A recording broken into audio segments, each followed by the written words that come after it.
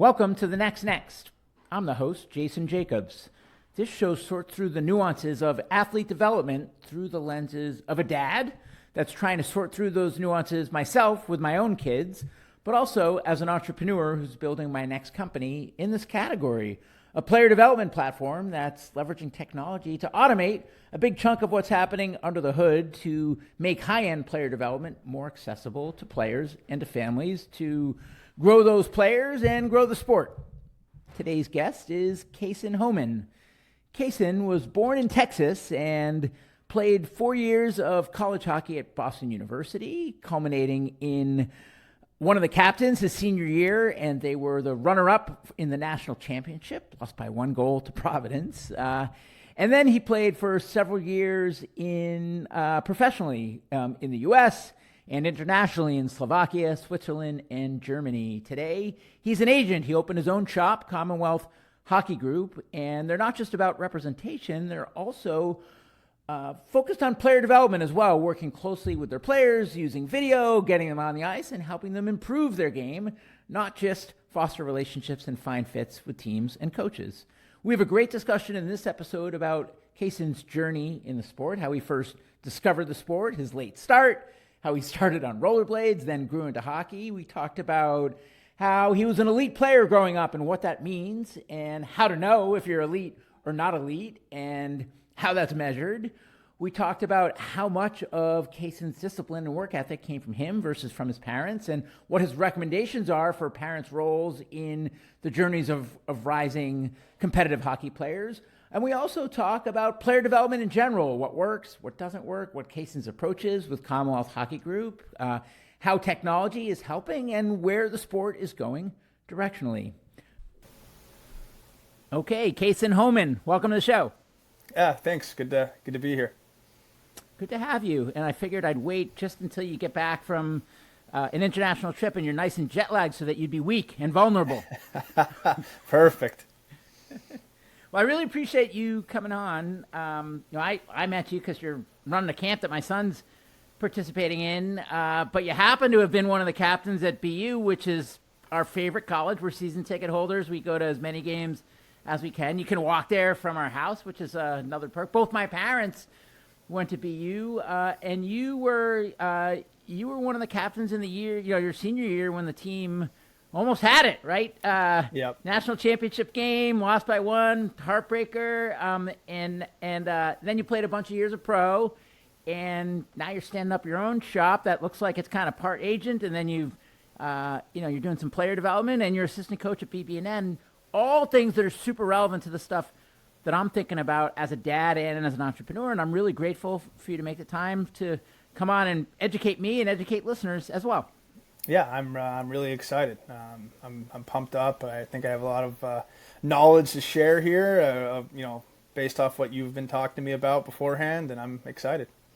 And actually, I forgot to add, the stat sheet said you're 5'9". I don't even know if that's inflated, which which also gives me hope because I'm 5'8" and I'm the tallest one in my family, so. So it's nice to see, that the smaller guys, if they have enough heart, can go pretty far in the game. Yeah, I mean, I think I'm 5'9" on a good day, so will give me a couple extra inch. So, but yeah, it's a different game nowadays, and I think smaller guys, they know how to play the right way. They can definitely do some damage. Now, my first question for you is that started late sounds funny when you started at 7, but for hockey. That's late, and you didn't even start on skates. You started on rollerblades. So how did you first come across the game of hockey? Did your parents play? Did anyone in your family play? It certainly wasn't big in Texas, so how did hockey first come on your radar? That's a great question. So I'm originally from Dallas, Texas. I grew up, I played all the sports, soccer, t-ball, football, typical Texas sports, and then I was playing roller hockey a bunch. We had a rink next to our house down in Texas, and I loved it. Was really good at it first, and then one day we decided, hey, we're playing roller hockey, might as well switch over to ice hockey. The Stars won a Stanley Cup in 1999, so they just won when I was 7 years old. So it was perfect. So we got out there on the ice hockey rink, and I was terrible, absolutely terrible. Everything else came so easy to me. And I think, understanding how to, work and get hard, put the effort in to get good at a sport really made me, love the game of hockey, really in a really short time. It also helped that, like I said, the Stars won the Cup in 1999, and we had this influx of great hockey players that wanted to play hockey at that time, and we ended up actually, my 12 and under year, we ended up actually winning a national championship Tier 1 for Pee Wees. So it was fun. We'd go out and play all the Michigan teams, and all the teams are so good around the country, the Chicago teams, and they would think they were just going to get a nice little train stomp on us, and it happened more times than not to be the other way around. So it was really fun doing that, and bringing the game of hockey to Texas and kind of paving the way for all the young players now. Now, just a couple logistical questions. Did anyone, like your parents or anybody play competitive sports? And also, just as a sibling, I think I read you're the oldest sibling. So, was there any other hockey or kind of sports nuts in your family? Because you don't go and be, kind of captain of a team that goes to the Division I national championships unless you're a serious athlete. And so that's one of the things I'm looking at on the show is just like, where does that come from? My dad, no one in my family played hockey ever. They had no idea. My dad was a pitcher and a tight end at Texas State University, never touched skates before. My mom was a soccer player growing up, but no one really played hockey at all. My grandpa in a small town in Texas loved to do skates, rollerblading skates, so he had some sort of skating ability. But other than that, it was absolutely nothing, straight from scratch. Nobody had any idea about hockey at all, but just made it through. And what was the philosophy about sports in your household? Was it just play for fun? Was it you steer the ship from the youngest age and whatever you want, Sonny? Or was there pressure? Like what environment did you grow up in that regard? It was definitely not just play for fun at all. My dad, which I do appreciate, was very intense. I think he knew he had something with me, and he really wanted to get the most out of me. So it was a lot of extracurricular video, watching the game. He, God forbid, he didn't know much about hockey, but he learned, and we watched it together. And I think he was very tough on me, but I think that pushed me to get to where I am now. He did it in a really good way, and I was really thankful that he did that, because as a kid from Texas, a smaller player, if you don't have that drive and that extra effort, I don't think you're getting to where I got, right? So I appreciate that. I know a lot of kids nowadays don't have that same philosophy that my dad had, and the parents don't have the same philosophy. But I think for me at that time, it was exactly what I needed to kind of push me through to where I needed to be. Well, you hear the talking heads on the podcast talk about like the kid should steer the ship and listen to your kid, right? On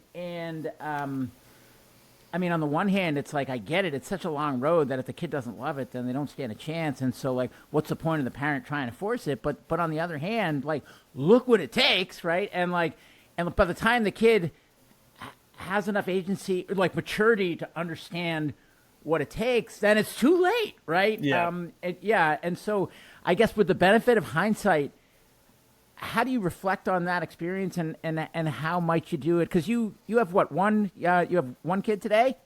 I am. My wife's pregnant, so I do not have a child yet, but she's on the way soon. Got it. And when is she due?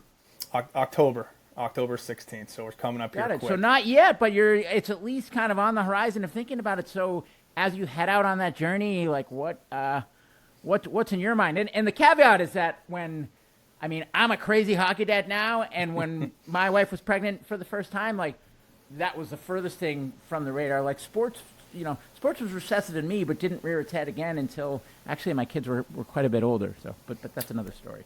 Yeah, I think as an agent now and working with kids every single day, especially the high school middle school age group. I think it's a weird situation in a sense of where every kid's different. Some kids have that drive and they want to be pushed. Other kids, if you push them, they kind of break down and they don't know how to respond to criticism. So you gotta kind of go whichever way is going to be the best for the kid, and you got to be able to read and react in the situation. But in my situation too, when I was growing up, like I said, my dad really pushed me hard. I could take the criticism. I understood that, you got to push more to be better. But I had a lot of coaches that understood what it took to get to where we needed to go, right? So they were in my corner, supporting me, making sure I was following the right path down the whole entire process. Hockey is a long, long process. There's a lot of little things that go into it. So I think, having, most parents today don't realize how much help actually goes into making a D1 or an elite hockey player. You got to have guys that know what they're doing in your corner, be there to support you along the way, and every step of the way there's going to be bumps. It's not going to be a flat road, and to be able to navigate those bumps and understanding what's best for every single option is a really important thing. Now, did you play? It looked like you went club. Like I looked on Elite Prospects, I saw club, and then I saw juniors. What I didn't see is high school. So, where did you grow up playing? And was it one of these clubs that travels all the time, where you get homeschooled, or how did that work? So, like I said, I had my Texas team when I was 12. We were the best team in the country, U1. Then I ended up moving up to Michigan, play for Detroit CompuWare, which was also another club team. And we also, once again, we won nationals for that team as well. And then I played 2 years of USHL juniors in Iowa. So I billeted my junior and senior year of high school, lived with a family out there in Iowa. And then I was a true freshman at BU. So I was a 18-year-old kid playing against 22-year-old Providence guys as a 5'9", 170-pound player. So it was a big culture shock, but it was good. And so, what'd you do for schooling growing up? I went to in Texas my freshman year of high school. I just went to a public school in Texas, a big football school that had a ton of kids. And then same thing in Michigan. My junior year, I moved up to Michigan to play for that CompuWare team. Sophomore year, I went to another public school, and then junior, senior year, the junior teams usually have a school that they put all their players in. So I went to another public school again in Iowa. So I think Massachusetts, everywhere besides Mass and Minnesota, really has travel teams, and they get away from the high school point of view. But here in Mass, it's prep school or elite high school, and same thing in Minnesota. They have elite high school programs out there that kids go through up until they want to go to junior hockey. So, when you were growing up, was it when you thought about career, professional aspirations? I mean, was it hockey from the earliest age? Yeah, ever since when I was 7, 8 years old, I was good at the other sports, but it wasn't the same. I was elite. I was an elite hockey player. The only other sport that I played was roller hockey, and I played roller hockey religiously. I almost played roller hockey more than I played ice hockey. And I think roller hockey is something that a lot of kids don't play up here. I think it's really, really important for development because it's 4-on-4, no offsides, no icing, completely skill based, and it's a lot of possession, a lot of slowing the game down. And I think a lot of kids at this age are chipping pucks off the wall, throwing it up for no reason, turning it over, giving up possession. I think playing roller hockey at such frequency when I was younger is really gotten to me where I am now. Or I'm a believer in holding on to the puck, possessing the puck, don't give the puck away type of guy. And I think even at the highest levels, or even at prep school level, or any of these levels in Mass, it's a lot of giving the puck away for no reason. And I think playing roller hockey and stuff like that is really helpful. But it was, Jason, it was all hockey all the time. During the summer, I kind of just took a step back and got off the ice a little bit and focused on roller. But other than that, I wasn't playing any other sports besides hockey.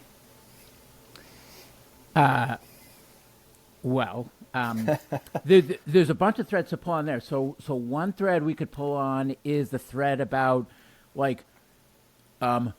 how can you call your kid elite before they've even gone through puberty yet, because you don't know what you've got, because everything changes. So that's kind of one thread. Another thread is don't specialize too early, because they're going to burn out and grow to hate the game, and you got to keep them fresh. Take them off the ice. Even if they want to stay on the ice, take them off the ice. So that's another thread we can pull on, right? And then a third thread is, everyone ends up in beer league eventually, so academics, right? That's kind of a third thread. And look at you now at one of the most academically minded schools in the country, right? And PBNN, right? And so I guess, I'd love to hear your reflections on each of those threads, just given where you sit now and what you've learned along the way through your path. Yeah, perfect. Can you explain? Can you ask me about thread 1 again, just so we can go through? Oh gosh, now you're turning the tables. Now I have to remember what thread 1 was. So I should have written them down as I was talking. So thread 1 is about don't call your kid elite, before puberty, checking, girls, booze, like distractions, like you don't know what you've got, right? So that's thread 1. Yeah, perfect. I guess in my situation it was a little bit different, because I was elite, and I was nationwide elite. Like, I was a really good player growing up as a youth player. But I guess in other kids' shoes, it just depends, right? It's situational. Okay, if a kid really, really is elite, then I think all the hockey stuff early is very important for him. Making sure he stays ahead, making sure he gets to where he wants to go, all that stuff. But at the same time, you're also going to have kids who, like you said, if you drive them too hard, they're going to burn out, and they're not going to want to do this all the time. So I think it's crucial to find a fine line of, like I said, for me, it was, once the summer was over, I wasn't playing ice hockey anymore. It was just like, that was something that I was doing all year round, and I was who I was, and I was just going to go play roller hockey. Maybe a couple tournaments here and there in the summer and the fall, but other than that, I'm playing roller hockey. And that's just how it's going to be. But I think a lot of kids nowadays, to answer your question, is just like, they're going to every single tournament all the time, non-stop. When they're not going to tournaments, they're doing skills, and it's just 24/7 hockey all the time, which is fantastic in a sense of, like, if you want to play and you really want to get out there all the time. But the problem with that is like you said, you're going to burn out, okay? And are you actually working on the right stuff that's going to get you there? Because it doesn't really matter how good you are when you're 13 or 14 years old. Because at the end of the day, you're going to have to go to school when you're 18, 19 years old, and if you're not good enough at that age, then it doesn't matter. So to be quite honest, who cares if you're good at 14 or 13? It doesn't matter at all, right? So what I think a lot of kids the problem with a lot of kids now is they're not really focusing on the development side of the game. They're focusing more on, hey, how many times can I get my kid in front of guys? How many times can I get my kids on this team and go play this tournament, go play this tournament, go play this tournament? Okay, well, if your kid's playing 18 million tournaments and he's tired all the time, you're going to go put him in front of people that are watching him. He's not going to play good every single tournament.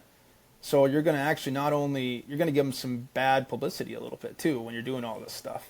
So unless he's one of the elite players, I think it's good to take some time off, pick and choose your tournaments, and really, really focus on the development side of hockey. Because there's a lot of things that you can learn at a young age that a lot of people don't understand, they don't teach.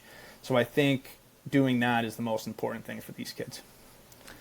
So, but I want to frame this up, because if I'm a parent that didn't play, and little Johnny goes out and in the half ice game with the mini nets and scores 8 goals, right? My kid's national elite, right? And so, like, how would you define national elite, just so the parents out there might be able to level set and calibrate? I guess like just you're playing two birth years up and dominating with the with the kids 2 years older, or like what is that like? How did you know? I guess for me, my personal thing was I was playing 2 years up and I was putting up 4 or 5 points a game, which is fine. But for kids, it's just, you can tell. Like, if we're going out and doing a skate and they're going 3-on-3 and they're just going around everyone and dominating, you can tell. Okay, and if they're in the middle of the pack and they're grinding and like everybody else, which 99% of the kids are, then yeah, you need to work on your development and get to where they need to be. Okay, and then you get them in games. They're not going to play 3-on-3 mini nets forever. I mean, that's something that I would love personally to go out and do with every single of these kids 2 or 3 times a week. Like that stuff, the most important stuff, the decision making, the mini battles, the understanding the 2-on-1s, the how to get the 2-on-1s, how to get the space, all these little type of stuff that is a lot of high level stuff for non-hockey parents. But once you get in a game and you can see the eliteness, I think for me is where you can tell. I mean, if your kid's going out there and putting up 4 or 5 points a game, then it's okay. Then he's an elite player, and I think that's where you can define it. So the second thing was around burnout, and even if your kid wants to stay on the ice year round, take him or her off the ice, like force them to play other sports, force them to go be a kid and, have fun and eat ice cream and be on a kayak on the lake. Otherwise, it's a marathon and they're not going to make it through. What about that one? Yeah, I agree. My philosophy on this is I want kids to do other stuff besides just hockey. I mean, you're going to get burnt out. Trust me, I've been through it all, and hockey gets really tiring at times, especially if you're always working on it. But at the same time, it's a sport that, if you're wanting to play hockey and as a parent or as a player, and you have the ability, the high-end ability to possibly get there, well, we got to skate and we got to stay on the ice and we got to keep working on it. Okay, but that's not going to every tournament in the world. That's maybe once or twice a week we're doing skills, we're doing development, we're making sure we're focusing on how to get better on the ice. Because if you think about it, these tournaments or these false tournaments that you go to, I know you coach your kid, how long does he have the puck on his stick per game, per tournament, right? It's like, not much. He's probably getting... Yeah, and I don't coach. I mean, yeah. I coach as a dad who's involved. I don't... Yeah, I'm not actually on the bench coaching. You just got to think about some of these metrics. It's like, I can get kids out there I can get more touches in 2 or 3 drills in my skill sessions than some of these kids are going to get in 1 or 2 games throughout a whole entire tournament, right? So I think it's a little bit of a burnout, and I think parents should get away from putting their kid into every single tournament, because like we already discussed, who cares if your kid's awesome at 13, 14 years old? Like, you just got to keep him or her getting better throughout the whole entire process and not worrying about it. The development aspect is the most important thing to me instead of that. So yeah, I would encourage kids to play other sports, be a kid, have fun. But at the same time, there's also kids that can take that. Like I said, there's some kids that are very regiment based, and you can tell right from the start that all they want to do is play hockey. And there's those kids, I've met them. They're completely different mindset. They're just like, I want to do hockey all the time. Okay, stop. No, I want to do this. I want to shoot pucks. Well, with those kids, I think you can press a little bit harder, but try to get them to become a kid a little bit. But other kids and everybody else just have a little bit of different mindset with them. So, I mean, given how much you were pushed and how much extra you did outside of the formal stuff, how much of what was special about you was born versus molded from clay? I mean, that's a good question. I just think the game a little bit differently. I think my game is all, it's obviously physical, but my game's more mental. I think, like I mentioned before, I think the roller hockey really, really, really helped. I think, like I said, I played roller hockey and I was molded with the roller hockey mindset than more if I was the ice hockey mindset. So it's like, I had good coaches. We played national roller hockey tournaments. I did all that stuff, and it was just, I think that was what molded me into the player I needed to be. So there was no dumping the puck or I'm getting up to the red line. I'm seeing the red line, and there's 2 guys on me. Well, I'm just going to cut back into my own end and get speed and space and go try it again. I mean, they can't cut me off forever, right? So it's just having that mindset. I think my dad was really good about that too. He encouraged the creativity. He encouraged the making sure we're going back and getting space. And he was a little bit of a different thinker, and so were the coaches I had growing up. So it's just, it's tough when you're molded into hey, you got to dump the puck in. Hey, you need to chip it. You need to chip it off the glass. It's, we got to get away from that. We got to get back to the creativity and understanding how to mold these kids. Like, they're 13, 14 years old. We got to make sure their development's on pace here. And the last one of that thread was just around how everyone ends up in beer league eventually, and so play the long game with development and academics first. Yeah, 100%. I mean, everyone does end up in beer league eventually. I mean, I'm in beer league right now, so so it's true, bro. So it's like, the thing though is education is the most important in my opinion as well. So this education's awesome here up in Massachusetts. The prep school method is awesome. It's great. It's fantastic. Okay, but now kids have to play 2 years of juniors, right? Or 1 or 2 years of juniors before they go play D1, D3 hockey. So it's not the same as it used to be, where you could just go straight from prep right to, a BU or BC or any of these Boston schools up here. You have to go play juniors, because juniors is where they're going to get the actual, hey, are you good or not type of look, right?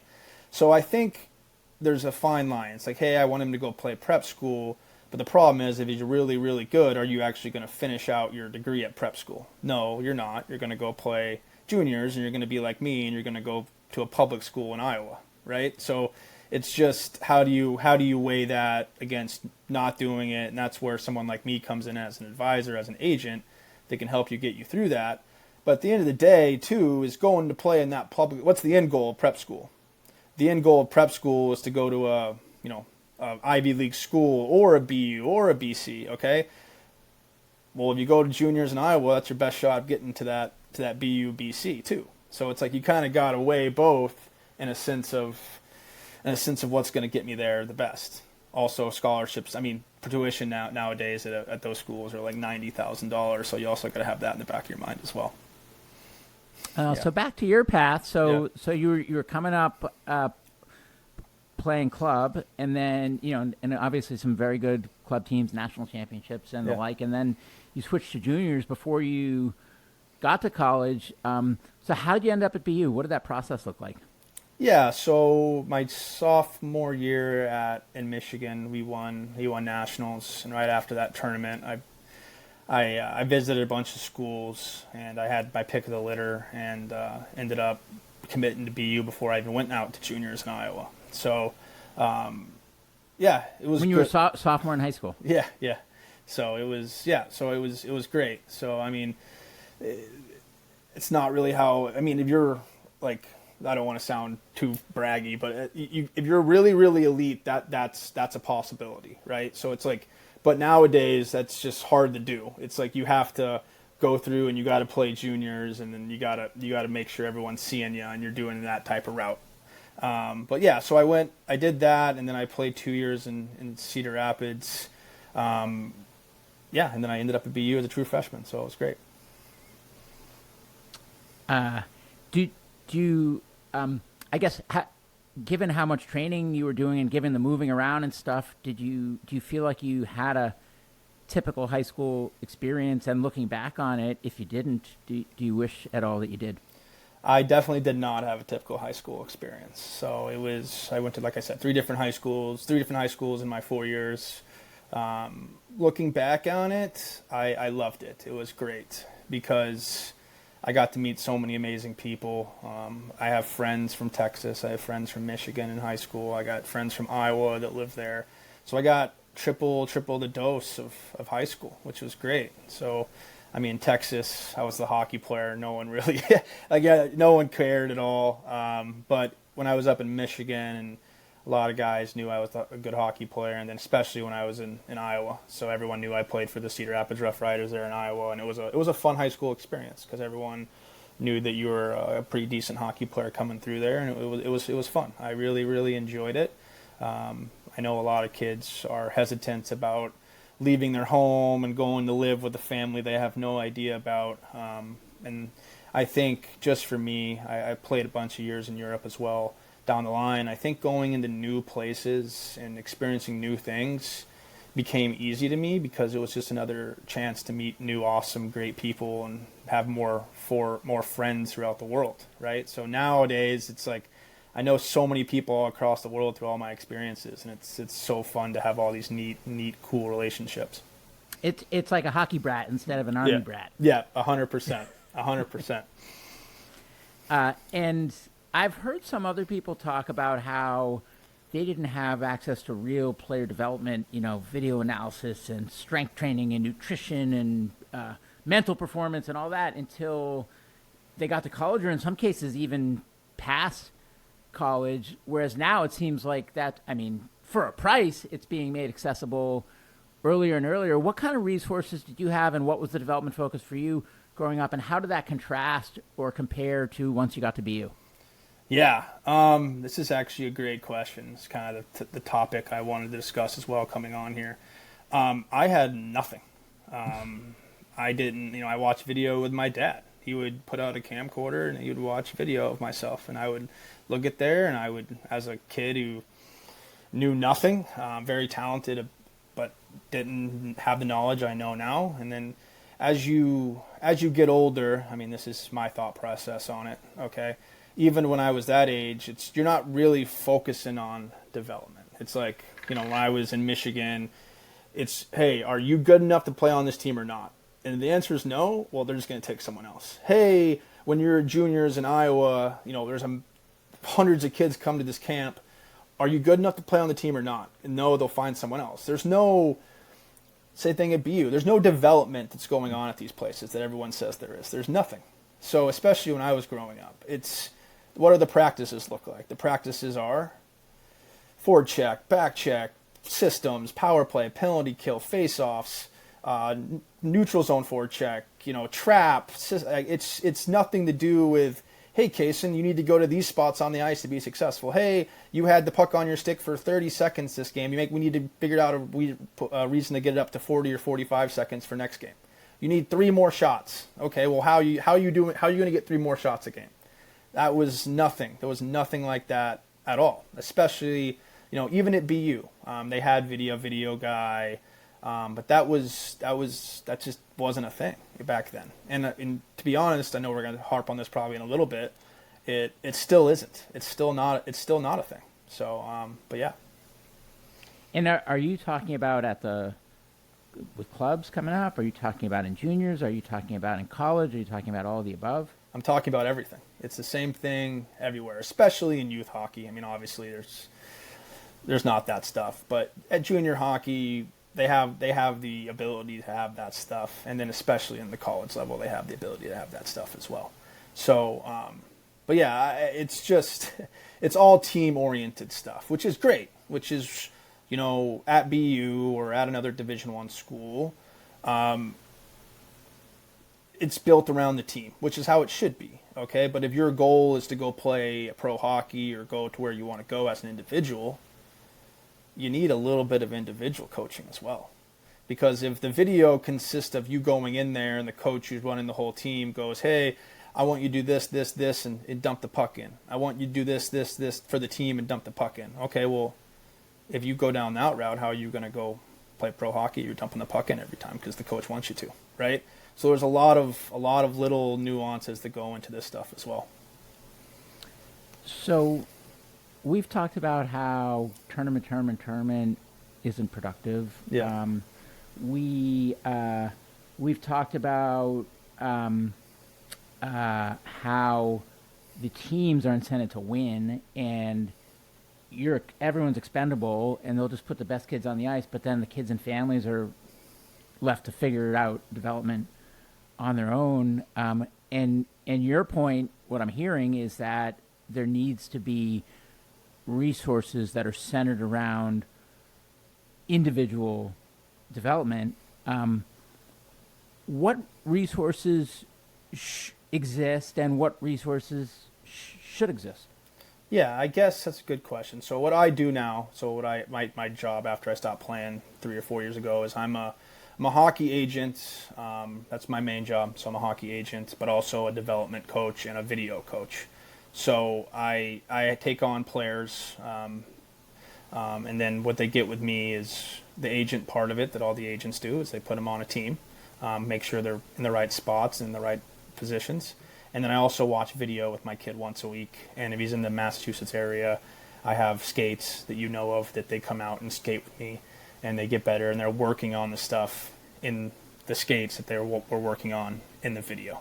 So it's all inclusive. So a lot of these guys now just do the agency part. They sign kids up. They talk to them 2 or 3 times a year. Okay, we got you on BB&N. You're going to go to BB&N next year. I got you on BB&N. Okay, awesome. Okay, that's great. But now you got to have something that's making sure they're developing as well. So that's what I do. I watch video of my kids weekly and making sure they're getting to where they want to go to. And this is, in my humble opinion, this video is the most important thing you can do. Is it good to go out and do skills and skates and shoot pucks and do all these awesome things? Yes, it's great. It's awesome. Every kid needs to do that. Okay, but like we just talked about, you only have your puck on your stick for 30 seconds a game. You know, you have 0 shots on net. Well, that's not really going to help your shot, because it's not really going to help. If you work on your shot, it's not really going to help you get more goals, because you're putting up 0 shots a game. You know what I mean? So we got to figure out how to get to the right areas. What areas make me the most successful? What's the percentage of going to these areas? How does that work? How do we get back on defense, turn around on offense? Where do guys go on the other team? How do we get our 2-on-1s? All these things that you don't even think of that are actually imperative to making sure kids understand how to play. It's even at the NHL level. I also watch video of the NHL guys as well. So it's like I ask questions like, hey, do you have a plan for going in the offensive zone? Do you understand, what you need to do when you get there? And even at the NHL level, these guys are like, I just want to get to the net. Okay. How do you get to the net? Where do you need to go in the offensive zone to get to the net? And they don't know, because they've always been the best player at their level the whole entire life. So, but it's funny because those guys don't know.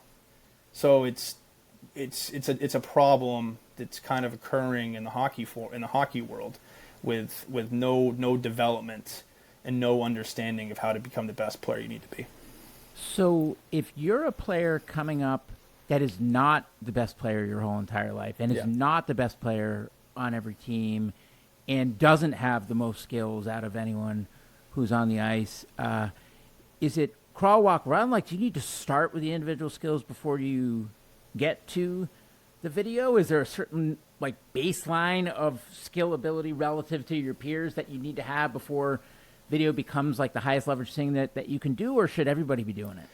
I think everyone should be doing it, but at the same time, you got to be able to get to where you got to be able to get the puck on your stick, and you got to be able to make plays, and got to be able to have some sort of ability to play the game of hockey, right? Like, you can't watch video if you just aren't good enough to get the puck and aren't good enough to have the speed and do that stuff. So I think video is important for the kids that have the upper, at least average ability to play hockey. So, I mean, if you can't skate, there's no point in watching video, because you're just never going to get the puck. But at the same time, I think, to answer your question, I think every kid who is on a travel team or is in prep school or anything like that should and wants to play hockey at the next level. If they're not watching video at a high level, they're behind all these other guys that are. When it comes to the skills side, are there some types of skills that are either ineffective at best or even detrimental to your development, or is more better across the board? I don't know if anything is detrimental to the development, because every time you're out there, you're getting puck touches and you're getting better at the game of hockey. But I think for me, like I mentioned, the biggest problem I have with some of these skills is when guys just line up pucks on the blue line and make you shoot. Hey, we're going to work on your shot. We're going to fix your shot. Okay, let's line up 10 pucks. Let's shoot it. Okay, great. Okay, we do skating stuff. Okay, skating's awesome. Great. That's something that's really important at a younger age. Okay, but if you're not understanding where to go with the skating, or you're not understanding how to utilize that shot that you've been working on, you're just wasting your time out there, because there's no point. If you were to do the math of, I watch a video with all my kids. At the end of periods, I go, hey, how long do you think you had the puck on your stick that period? And they're like, 30 seconds. I'm like, no, you had the puck on your stick for 4 seconds that period. Okay, so congrats on shooting an hour worth of shots at your rink. You got 0 that period. So we got to understand how to get the puck with space so you can utilize that shot. And once you understand that and you're doing it, well, yeah, go work on your shot. But we need to work on the other stuff that's going to make you more successful before you start lining up pucks and shooting pucks for absolutely no reason, in my opinion. Do you think that all players start from a baseline of just no hockey IQ and then everything that they figure out is taught, or do some people have it and some people don't? That's a good question. I think it's a mixture of both, because I see kids who go out there and they just naturally understand the space. It's like, hey, I need to get away from this guy. He's coming at me, like even without the puck. Like I see when I see players who are actually actively working to get away from guys without the puck, then that gives me a lot of hope, and I think that's something that's really good to look at. Because if you get away from the guy without the puck, now when you get the puck, you're going to have way more space. You don't need someone right in your face, especially as a 5'9" on a good day player. The biggest thing for me is like, hey, if a 6'4" kid is right in my face when I get the puck, what am I even doing out there? I'm in trouble. But if you give me another half second on that kid, he's back on his heels. He's in trouble. So I think, there's kids that see that naturally and understand it, and that what kind of separates them a little bit just from their own ability. But there's also kids that, need to be taught that, and even the kids who do understand it need to be taught it at a higher degree so they can become more successful. But some kids, like I said, they don't have that thought in them at all, but they can be developed. I've seen it, and once they understand, the light bulb goes off, and they're like, oh, okay, well, that makes a lot of sense, and they start doing it, and once you learn that and start doing it, it's like they're completely different players all of a sudden, and it's awesome to watch. As a family coming up, I mean, each of these things, whether it's skating or shooting or small group or lessons or video analysis or advisory, or it all costs money, right? And if there's only X pool of money for all development activities and you need to choose, I understand that age plays a role. I understand that what level you play might play a role, but is it kind of within that one size fits all in terms of what's appropriate, or does it totally depend on the kid? If it depends on the kid, as a parent, how do you know? Like, how do you know what to focus on? I think for me, as a younger kid, I would focus on skating. I would really focus on skating. I even Evan Rodriguez was my roommate in college. He played for Florida Panthers last 2 seasons, won Stanley Cup twice. He did figure skating when he grew up. So it's I think just becoming a good skater at a younger age is really important, because like I said, there's no point in watching the video or doing that stuff unless you're a good skater. Okay, so I would really focus on the skating aspect of it first. But once you do the skating aspect, I would work with guys like myself to make sure we're doing the right stuff, we're getting the video in, we're understanding how to play the game of hockey at a really, really elite level that no one really teaches. Because I think that's the most important thing that you can learn as a hockey player coming up who wants to play, hockey at the next level, is understanding how to play the game the right way. I compare it to a math test, really, Jason. It's, how do you pass a math test? You study for it, right? You have to study. You have to understand, the formulas for the problems. You got to understand if something happened, it's like this, and you got to do this, right? So guys, which I think is like the most important answer to your question, is guys just go out and they don't study the game of hockey at all. Okay, you want to play hockey at an elite level, you got to understand what to do. You got to understand what's on the test. If a big guy comes at you and he's trying to gap up on you, what's the answer to the problem? You got to know the answer to the problem. Okay, if a guy cuts you off and you need to make a certain play, okay, what are your 2 or 3 answers to the problem that are going to make you successful? Okay, but right now they don't even know because they don't study. And I think that's the biggest problem in hockey, even at this age, the junior age, the college age, and even I just discussed the NHL age, is they don't have an answer to the question. So I think that's something that, is always intriguing to me, is what I try to teach my kids, is there's always an answer to the problem, okay? Are you going to take some hits and you're going to look a little different when you're trying to learn this stuff? Yeah, it's not going to come right away. But if you start learning it now while no one else is learning it, and you have an answer to the problem, you're a completely different hockey player than everyone else is, and it's such a huge thing. Yeah.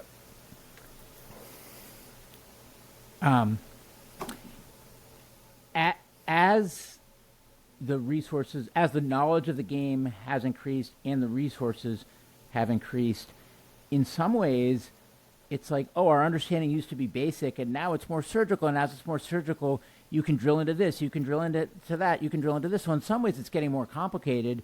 And then you hear people say, it's getting more complicated. Really, it should be back to basics. Like, we should simplify. It's not that hard, right? How do you think about, kind of the back to basics versus the student of the game and really kind of working towards mastery with a more granular understanding? What's the truth? That's a hard one. That's a really good question there. I think it's different from everyone, like I said, but in my opinion, I think it's more surgical, and we should start really focusing on what it takes to be a hockey player and what it takes to succeed.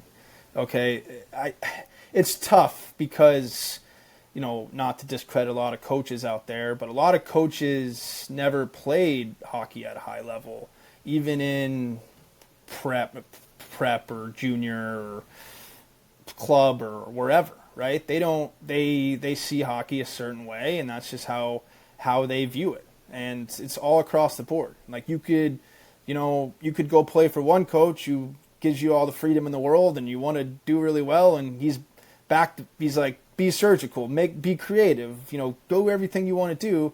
And then next season you're playing for a coach who's back to the basics, chip the puck in, making sure we're doing this, making sure you're doing that. So it's really tough because you don't know where you're going to play, and you don't know what type of mindset the coach you're going to play for is. So that's why also it's so important to have an advisor, someone like myself, because I know the coaches and I know what team you're going to play for. So I want for a guy who's really creative and has that, wants to do these creative stuff, let's go play for a creative coach that gives you the options to do that stuff. Okay, if you're a big 6'4" defenseman, a net front guy, well, maybe let's go play for the basic guy because he wants to put you in front of the net and do what you need to do. So I think it's different from everyone, but in my opinion, let's let the creativity flow. Let's go play some 3-on-3 hockey, and let's do whatever you need to do to get better, because that's how you're going to improve, and I think that's the most important thing. I definitely want to get into, who's your advisory service for, and how does it work, and all that. But before we do, as all this specialization occurs and this great access to instruction proliferates, playing the sport and taking advantage of the resources is getting more and more expensive as the path is getting harder and harder, meaning that it's a bit of an arms race. How do you feel about that as it relates to accessibility? Like, should the best players be the ones that rise the furthest in the sport, or should it be the best players, the best rich players who who make it the furthest in the sport? Yeah, I mean that's also a good question, because hockey is expensive, and it's tough because, like I said, the high end type of hockey is prep school hockey, and prep school hockey is not cheap by any means. So I think it's a mix of both. But like you said, it's usually the guys who pay the more get further, which it's tough. It's how it I don't think it should be like that, in my opinion.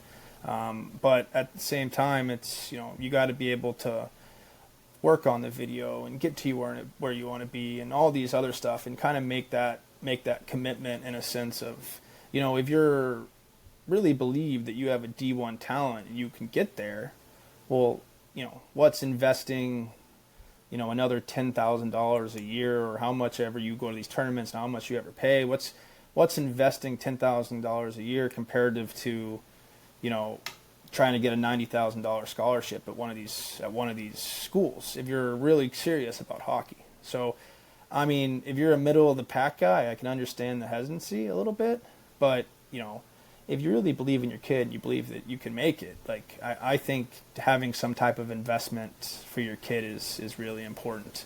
Unfortunately, like you said, hockey is an expensive sport, but I think that just comes with a territory of of the game. What when it comes to charting the development path, what role should the parent play, and what role should the kid play, and how does that evolve with age? Wow, I'm going through a lot of that with my parents right now. I think, in my opinion, And just to clarify, your parents meaning the parents of the players that you represent. yes, the parents of the players I represent, not my parents. My dad's not helping me out with beer league anymore, which is great. I was going to say, Which is great. But no, I'm finding that a lot of the parents that I talk to now need help, because most parents aren't ex D1 hockey players or ex pro hockey players. It's just how it is. It's just there's not although a lot of the players that make it, I recognize those names on the jerseys from when their parents played. Yeah, they obviously got a lot of help, which is fantastic. Yeah. But most players aren't that, which is fair. So I think their role should obviously be to support the kid, do whatever they can to put them in the right situations. Okay? But what I'm trying to do is I'm trying to mitigate. They need to know what the best avenue for their kid is. Like I told you, I've said it like 8 times. We don't need them to go play 1,000 tournaments. That's not what's going to be good for them. We don't need them to go shoot 1,000 pucks and do shooting stuff. That's not what's going to be good for them. Okay, we need to work on our skating. We need to get into skates. They're going to focus more on puck touches and development and understanding the game more than working on stuff that's not going to do that. So I think for them that's kind of their role, and to encourage their kid. But I find the problem with a lot of these kids, I've heard it from all these parents, where they go, my kid doesn't listen to me anymore. He doesn't listen anymore. He doesn't think I ever played hockey. Thinks I have no idea what I'm talking about. So it's really hard for these parents to get through to these kids, because some of these kids just don't think these parents have any idea how to get them to where they need to get to. Okay, I'm not saying that's not true, but I just think that's just what the kids think nowadays, which is crazy. But I think that's somewhere where someone like me comes in, and we can have that buffer of making sure that they understand what they need to do to get to where they need to be. So it's funny. I hear a lot of parents go, well, I told them that before. Why aren't they listening to me? Why are they listening to you? And the kid's like, well, he played hockey at BU and he played pro for 7 years. You played high school hockey. No, it's the same thing, but it's crazy. They just don't listen to their parents. I don't know why that is, but it's just how it goes nowadays. When is it that advisors really started to become more prominent at the youth level, and who are advisors for and who aren't they for? Yeah, so I'll give a little background on that. I had an advisor growing up. I had him when I was 15, 16 years old, committed to BU a sophomore year. There's advisors everywhere. There's some big agencies. There's some smaller, newer agencies like myself. And I think advisors are for kids who want to go play D1 hockey. D1, D3, even D3. D3 hockey is fantastic nowadays. There's a lot of fantastic schools that you can get into playing D3 hockey that you would never have access to if you didn't play hockey in a sense either. But I think advisors for kids who want to make it to the next level. Okay, there's also advising for kids who want to go play prep school, and their goal is to get into a good prep school too. So that's something that, someone like me or someone like an advisor can help them out with. Okay, but it's just about finding the right advisor too. It's like we already discussed. It's, my advisor growing up, and all of these advisors at big firms, well, they go after the 50 best kids in the country, and eventually 2 of them make it NHL or 2 of them make it pro. Well, they're just throwing darts to the dartboard to get, they're taking all these kids and hopefully 2 stick, and all the other 48, they're like, okay, see you later. No development, no care in the world. So that's kind of how, it's funny because I have a lot of guys, that's kind of all their experiences. All these college guys, when I was growing up, it's like, hey, my advisor did nothing. My advisor didn't do anything. Well, they don't care. They're not focused on development. They just want to have those 2 kids at the end of the day, and everyone else can kick rocks, right? So I think just understanding that the big fancy awesome advising companies that are free aren't usually the best. So that's all how I'm gonna state it.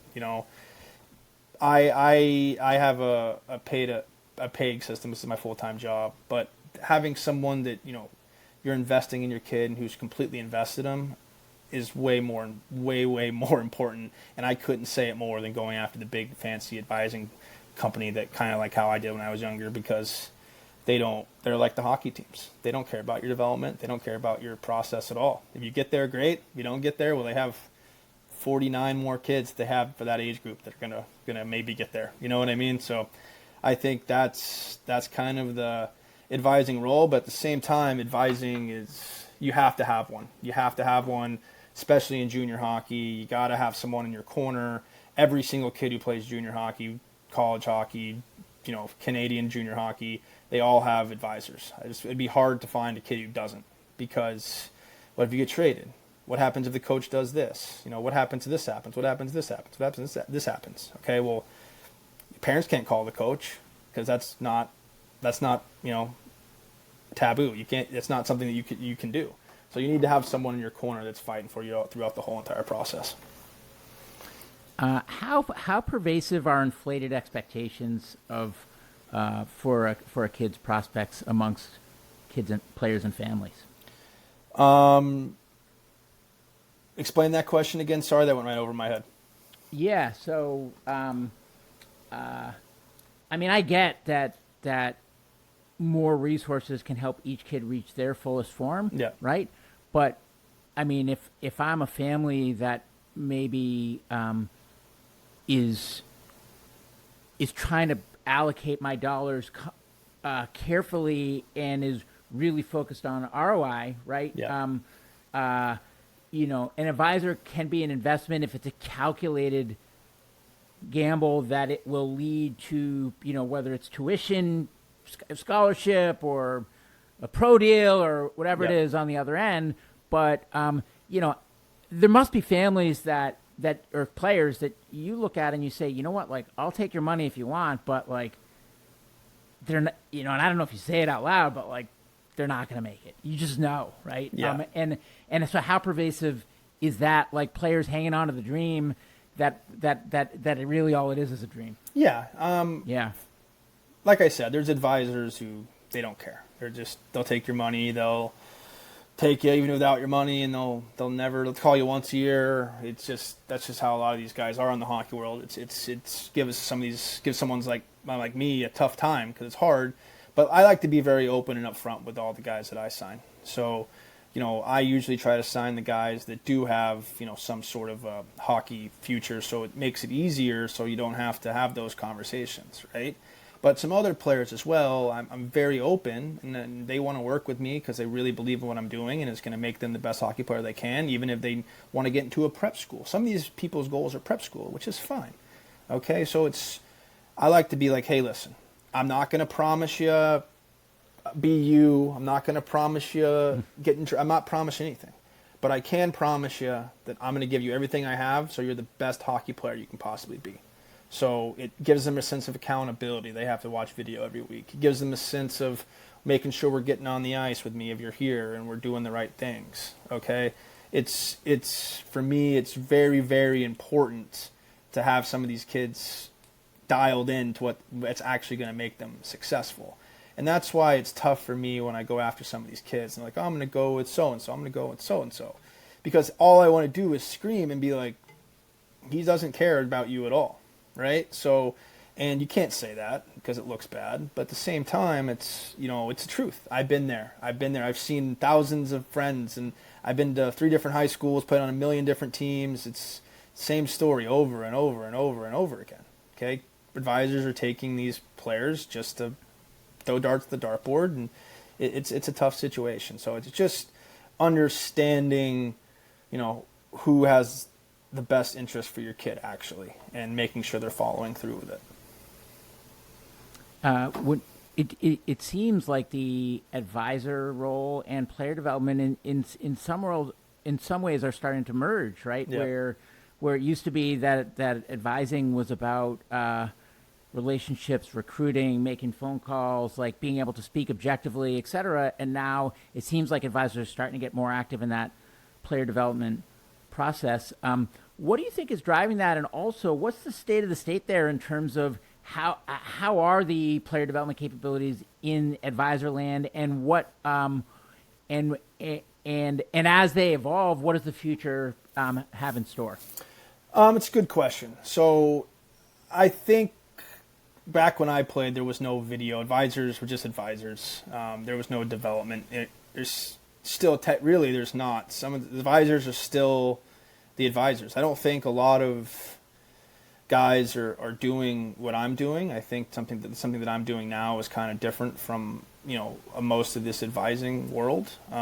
It's still the same. It's just basically focused on development, right? I mean, some advisors do have the video sessions and understanding the game, but what's tough, Jason, is some of these advisors too never played hockey, right? And some of these advisors did play hockey were 6'4" fighters and grinders. And are they going to teach you how to score goals? I don't know. Are they going to teach you how to get to the right spots on the ice, how to do certain things that are going to get you to where you want to be?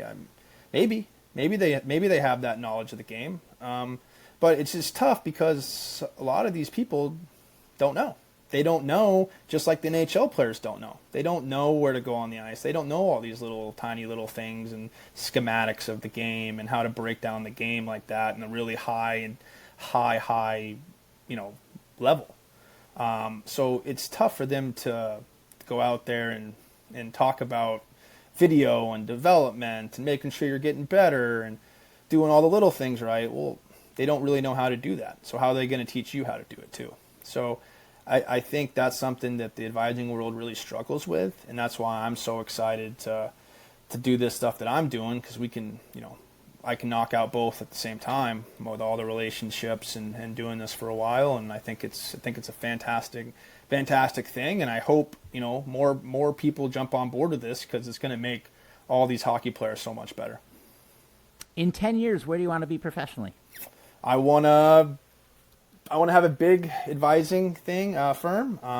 My advising company is called Commonwealth Hockey Group. I want it to be big, and I want to have a bunch of advisors working under me, and just really help out these players. I don't want to be like those other companies where we're throwing darts at the dartboard and we're not really putting the players first. And I want it to be very knowledge based. Because I just started this back in, I've been doing advising since I retired, but I was working for another company, but now I'm doing my own thing starting in December, and it's really progressing. I'm getting a lot of players quickly, which is fantastic, which is great, but now the next thought process, okay, well, who else do I need to look at from a professional standpoint that can teach these kids the same way that I can teach these kids? And after all of my players that I played with, it's a small list. There's not a lot of guys that see the game and understand the game kind of like how I understand it, in my opinion. So you gotta have a guy who's dedicated, wants to work hard for these kids, wants to make sure they're putting in the development side of the game, and not only that, they understand the development side of the game really, really well. So I want to have a bunch of guys, in my company that are like that, and we can kind of push the game of hockey forward, and we're teaching these kids the right way to play. And that's kind of where I see myself down the line, hopefully working with a bunch of NHL high-end guys, but at the same time making sure all these kids at a young age are getting the development they need to get to where they need to get to without being thrown to the wind and they're not good enough. So are you a one-man band today? I am a one-man band today. Started this in December.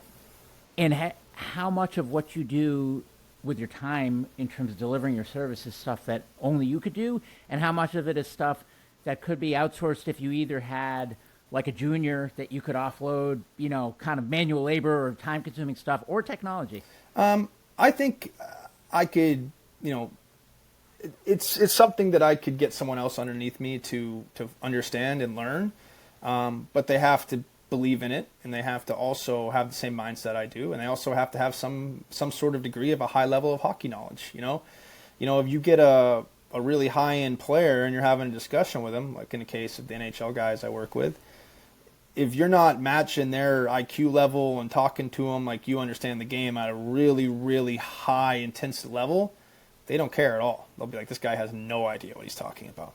So you gotta understand it, like really, really, really understand it. So that's why it's tough, but I think I could offload it to these guys, and it's just, making them believe in what I'm trying to tell them, and making these guys that want to work for me eventually understand the game like I understand it. So I think it would take time. It'd almost be like, integrating someone into a company, doing onboarding and making sure they have the same, we're going to do video. I want you to do a video for me. Tell me what your thoughts are on this. I'm going to ask you questions and kind of get them to go down the route of, hey, do you see the same things I'm seeing? Because I know they're going to be a high-level hockey mind, but at the same time, I want to make sure they're really, really understanding how I'm seeing things. And this gets into some of the stuff that I'm thinking about. And I know you mentioned before we started recording that there's some secret sauce, so don't share anything you don't want to share. But when it comes to the video process, is it a highly manual process? You mentioned, for example, that you love 49ing. Are you using 49ing to kind of lay out some of the data that you're then putting your layer of analysis on top, or are you going through and annotating by hand? Like, what does that process look like? Yeah, so I use 49ing. It's a great platform. Kid who played at Northeast. Mike Jameson's going to come on the show. Mike Jameson does it. He's a fantastic guy. We use it at BBNN, and a lot of guys use it. I feel like it's a lot more college and pro teams are going to start using it because it's such a great service. But yeah, I don't really. It just clips the shift for the kids for me. I can go into that and I can find any kid who played prep hockey or any type of high level hockey, and I can pick their name and I can watch any of their games, which is fantastic. It's a great tool for me to find kids that I want to be an advisor for, but also my players to go in and watch their game. As it comes to going in and, you can clip every single shift, but I really just like to sit there, bring up the shift. We don't need all those fancy tools and all those, you can make arrows and circles and do all that stuff too. But I want to get to a point where maybe the first couple sessions we're doing that, but down the line, it's like you got to be able to see what I'm seeing without the arrows and the circles and all that stuff. And you got to be able to understand, hey, listen, do you see what I see? And their response after a couple video sessions should be, yes, I understand what you're seeing. Okay. There's a lot of different things I teach. I just really teach, percentages and consistency and understanding how to be consistent, understanding where to go on the ice to be consistent, understanding how to get speed, understanding how to separate yourself, understanding all these things that are crazy. And I do video sessions with my kids, and most of them after the first time go, I did that, it was crazy. I've never thought about 50 of those things. Okay, well, that's day one. We gotta, you want to be, these are 18-year-old kids trying to play juniors. You don't need to understand 50 of them, but we got to start mastering a couple of them so you can go make some teams, right? So I think it's a great process and a great tool. And I think just watching videos of these kids is fantastic. Is there a baseline of? You mentioned before that looking at where the shots are coming from and how many shots you're getting a game and things like that. How much does that data come into your analysis process when you watch video with these kids? Do you start with a data baseline to then inform what you're about to watch, or is it just all by eye? It's all by eye. I do counting, and I literally, I ask a lot of questions. The two questions I'll share with you that I ask the most are, how long do you think you had the puck on your stick that period? Or how long do you think you had the puck on your stick that game?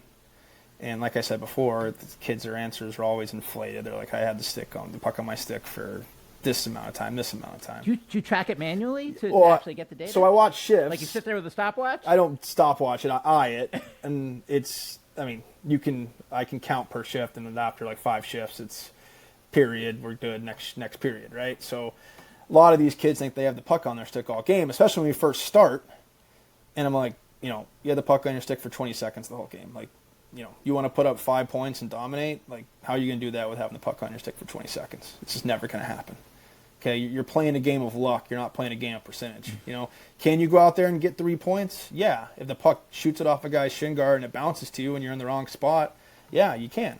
Okay, but is that going to happen every game? No. You got to be consistent, and you got to understand where you need to go to dominate. Okay, it's funny because I do this thing, and as we do video and as we keep going, it's like, okay, well, now their puck possession doubled. Now their puck possession's tripled, right?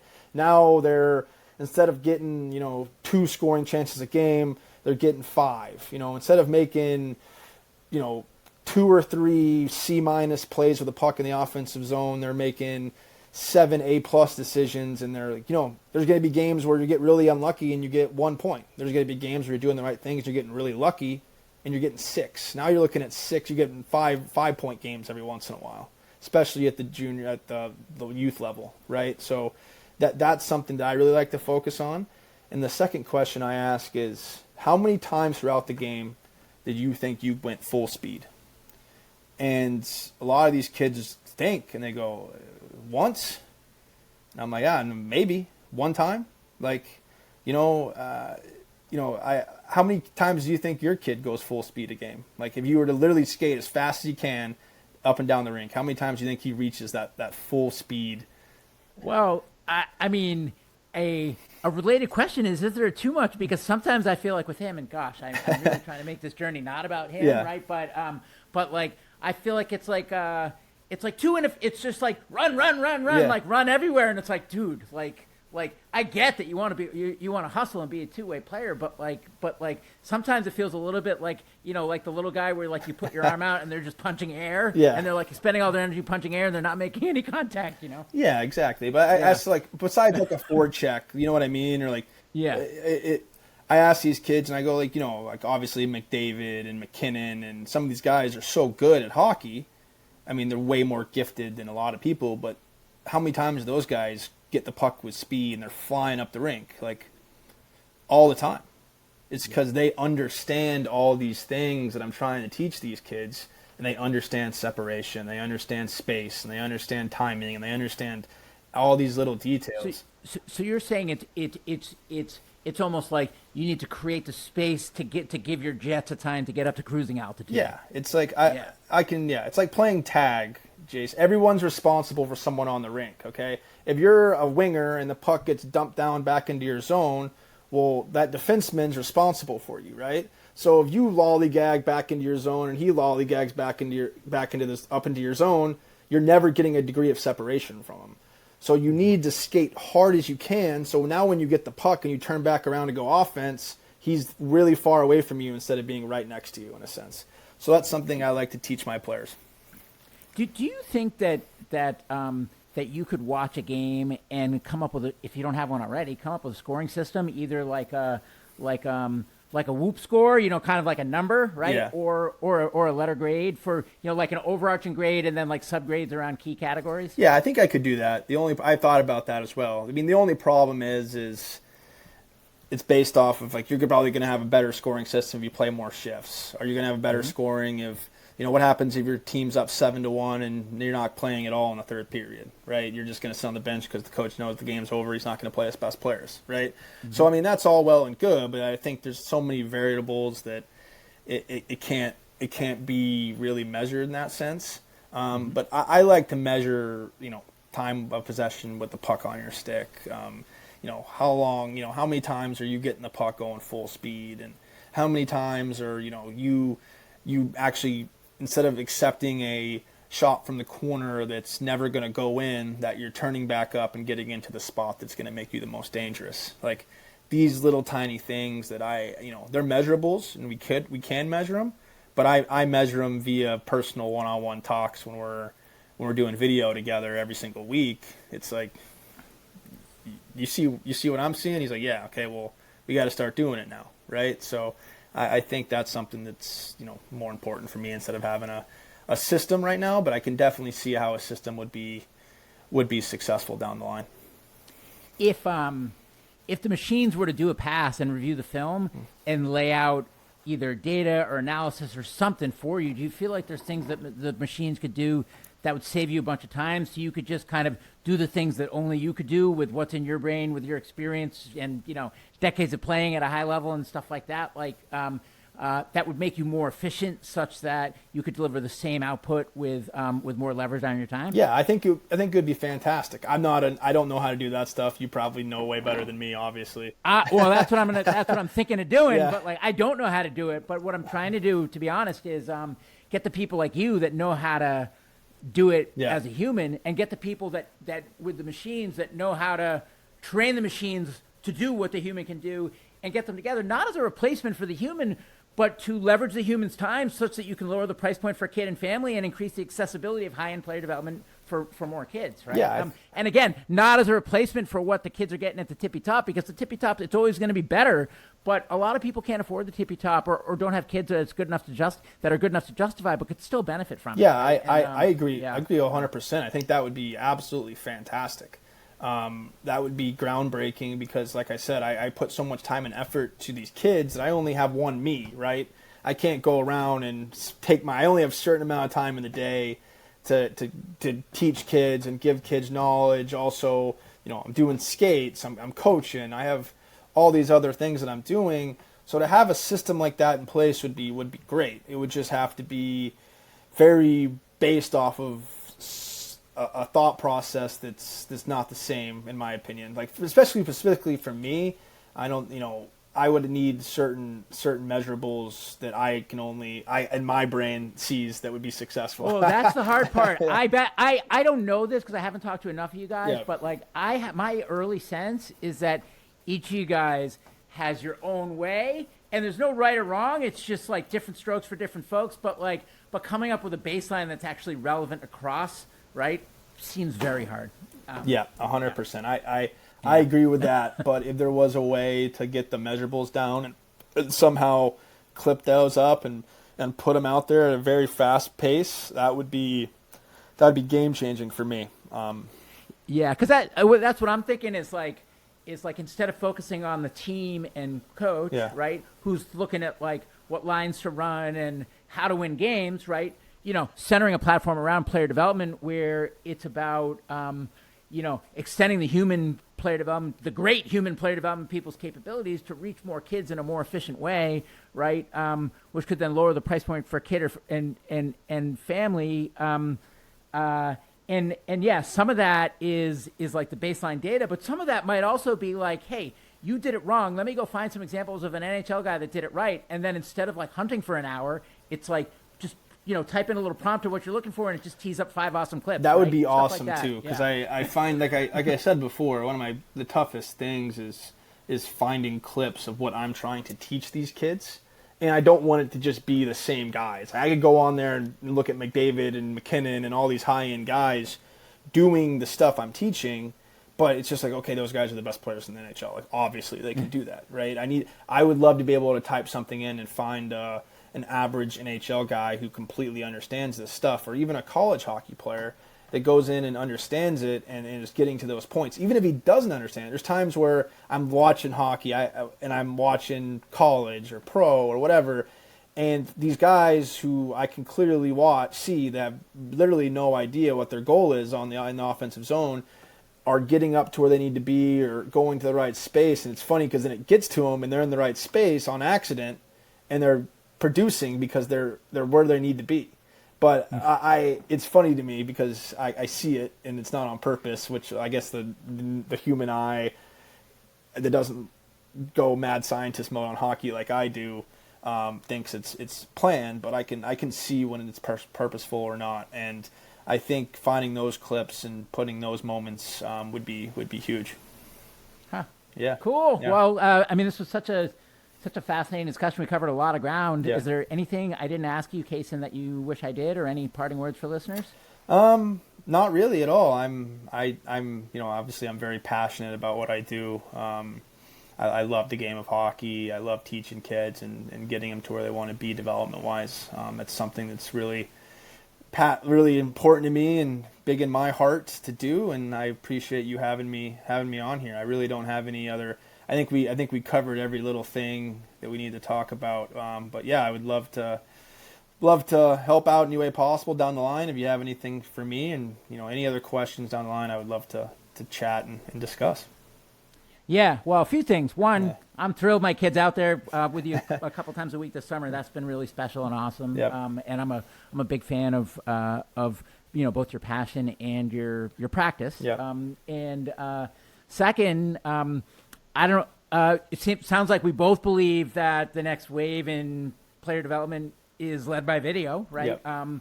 And so I don't know what I'm building yet, but yeah, as I get further along, you're going to be an invaluable sounding board because we're thinking about a lot of the same stuff. And then third, I would love to find, stuff to do together. And I'm meeting all these great people, and it's like I want to lift all boats, but it's like I don't know what I'm building yet, right? So, and gosh, I've been flailing in the breeze, learning out loud every week, which is super nauseating. And I kind of curl up in fetal position after I hit send every week on these updates.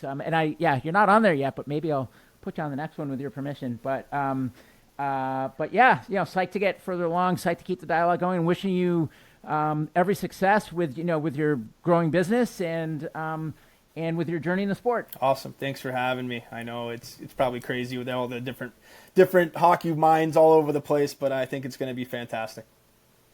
Thank you for tuning in to the Next. I hope you enjoyed it.